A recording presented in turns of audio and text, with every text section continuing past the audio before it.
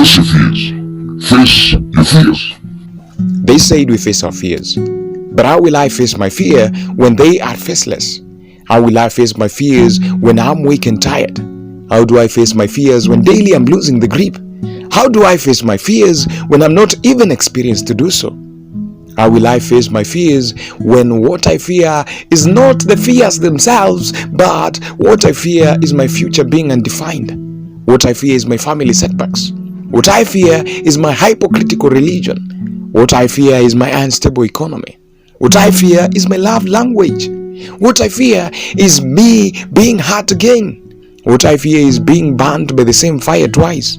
What I fear is losing hope and dying having not fulfilled my dreams. What I fear is bringing a human being in the world whom I can't take care of. What I fear is people being lied to by professional liars who are rising higher on a daily basis. What I fear is a government that promised gold but turns out to gift its citizens with donkey manure. What I fear is me losing heaven and being fit to be reserved firewood for hellfire after a long time of playing sainthood and holier than thou. What I fear is you misjudging me.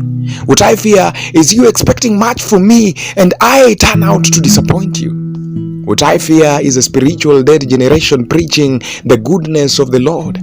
What I fear is you branding me to be a good character while deep down my world is crashing and crumbling. What I fear is not fear itself, but the realities that are invincible. But they said, face your fears. Okay, I turned to face these faceless fears. So I tried friends, but they only gave me a talk, patted my shoulder and told me to move on. They said all shall be well and departed to their work. I later found out I was the topic of their discussion. They laughed at me and called me a dwarf mentally. In fact, they increased my fears. Now I feared of my privacy and private life rather than the fears I had. I saw myself wise, but they saw a potential fool. I tried the psychologist. He wanted payment so that I may begin his sessions. And even when he did it for free, he searched for me magnetically, thus increasing my insecurities. He told me so many stories of other people and then kept on drawing conclusions, but I was not them. I am me. The frequency of their magnitude is so different from mine. Crests and troughs in their waves are not similar to me. Neither are they similar to mine. We can't be all cooking in the same pot. He kept saying that I share my story afresh and that by that it will disappear bit by bit daily. How can I keep on sharing my stories over and over again? Does my world just revolve around yesterday? He told me to develop a positive attitude. Hey, come on. I don't have the materials. And even if I did, I wouldn't, because the society keeps on looking down on me. I tried religion. It didn't work.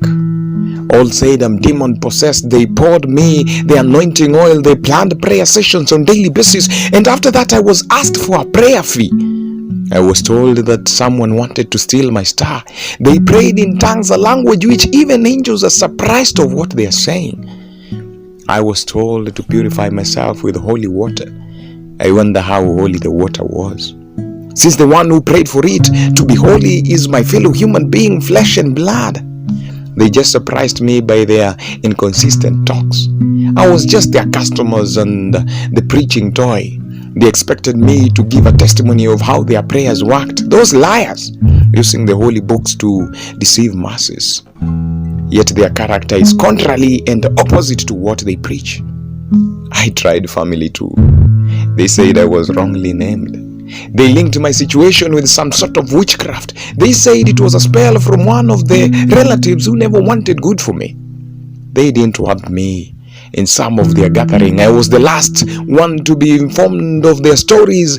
Any breaking news reached me like an old newspaper. They were of no help at all. I tried relationship. Didn't know it was the catalyst. Nobody wanted a baggage. Nobody wanted to hear the long, lengthy complaints. My demands were too much.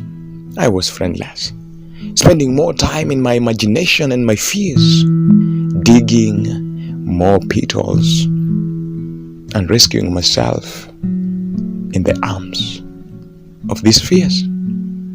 But in came a light, a spot much brighter than my fears, an amazing friend, one who sticks more closer than a brother.